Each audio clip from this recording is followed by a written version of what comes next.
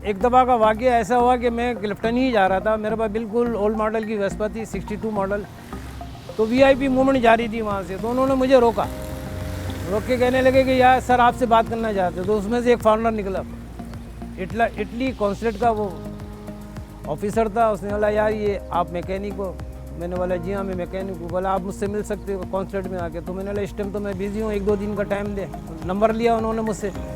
2 दिन बाद उन्होंने कॉल करी मेरे को कि मैं इंतज़ार कर रहा हूँ, आप आए नहीं। तो मैं वहाँ जब गया हूँ तो उन्होंने चाय वगैरह पिलाई। तो एक गाड़ी थी मेरे पास, बिल्कुल ख़त्म गाड़ी थी। बोले ये आप हमको तैयार बना कर दो। उनके अंदर वो गाड़ी मैंने तैयार करके दी।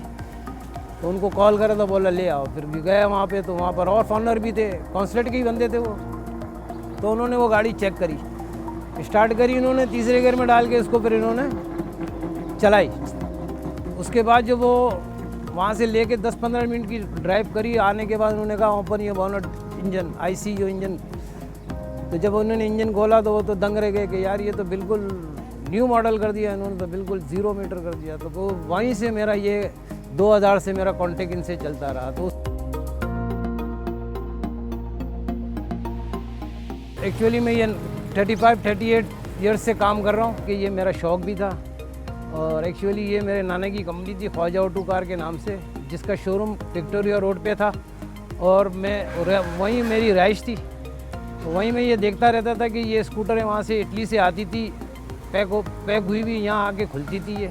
तो इसको देखते देखते मुझे शौक़ हो गया और फिर मैंने ये काम सीखने के लिए मैंने कोशिश करी। और देखते देखते मैं यहाँ तक पहुँच गया हूँ कि इटली कॉन्सुलेट वालों से मेरा कांटेक्ट हुआ। उन लोगों को मैंने गाड़ी जब लेके दी, बना के दी, ये 1960, 1962 मॉडल की, 63 मॉडल की। तो उन्हीं की वजह से फिर मैंने ENI वालों को ये गाड़ियाँ दी, लैंड क्रूज़र वालों को गाड़ियाँ दी। ये सारे इटली के बंदे थे। और ये यहाँ पर आते थे सर जॉब वगैरह के लिए, कांटेक्ट पे आते थे। तो फिर इन्होंने मेरे से 2-2, 3-3 गाड़ियाँ लेते रह गए। तक मेरे साथ कांटेक्ट में समझ गए ना, कोई आते हैं फॉरनर तो बुलवाते हैं, बातचीत करते हैं।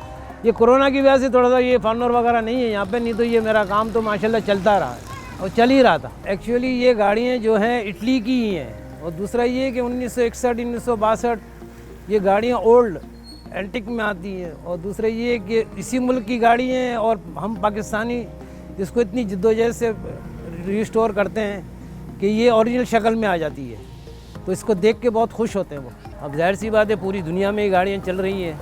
और तकरीबन नहीं तो मैंने स्वीडन में दी है, बेल्जियम में दी है, इटली में दी है, जर्मनी में गई है मेरे नाम की गाड़ियाँ, मेरे हाथ की गाड़ियाँ। तो देखता हूँ वहाँ की वो मूवी वगैरह बताते तो बहुत खुशी होती है मुझे। इनमें टाइम लगता है जनाब, क्योंकि इनका सामान बहुत मुश्किल से मिलता है। दूसरा ये कि फिर अरेंज करना पड़ता है, नहीं मिलता तो फिर इटली से मंगवाना पड़ता है। तो पहले तो ये होता कि एक महीने में 1-2 गाड़ियाँ अब तैयार हो जाती थी। अब बहुत मुश्किल हो जाती है सामान की वजह से।